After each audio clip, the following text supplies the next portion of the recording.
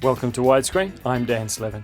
The story of cyclist Lance Armstrong is a fable for our times, a story of hubris, of arrogance, a story of conspiracy and complicity.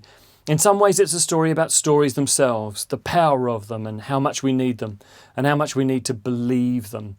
The prolific British director Stephen Frears, probably best known here for My Beautiful Laundrette, Dangerous Liaisons and most recently the Oscar-nominated Philomena, is at the helm of the programme, The Lance Armstrong Story, a film that if it had been made 5 years ago might have been the Rocky of cycling, triumph over adversity, conquest over cancer, that sort of thing. But it isn't 5 years ago, is it?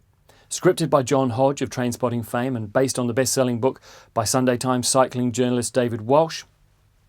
Sorry, that's a journalist on a bicycle, not a cycling journalist.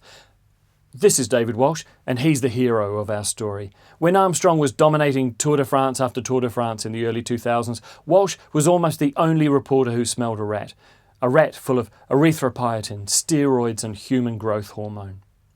But for years, whenever Walsh tried to raise the issue, Armstrong's force of will, his significant organisation and his power over world cycling meant he was just shot down. Hi, David. Hi, Lance. Thanks for coming, sir.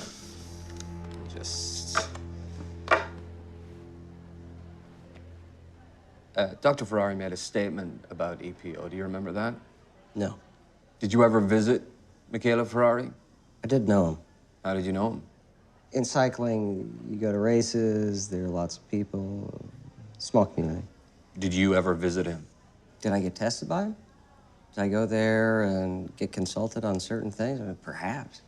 So you did.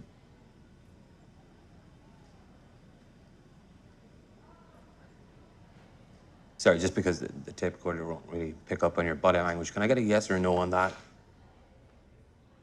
Perhaps.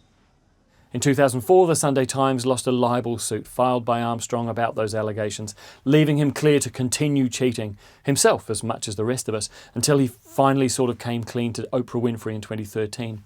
The programme, like Armstrong's actual programme, is very tidy. It doesn't muck about much with context or motivation. Armstrong cheated because he wanted to win, not because he had a rough childhood or traumatic brain injury.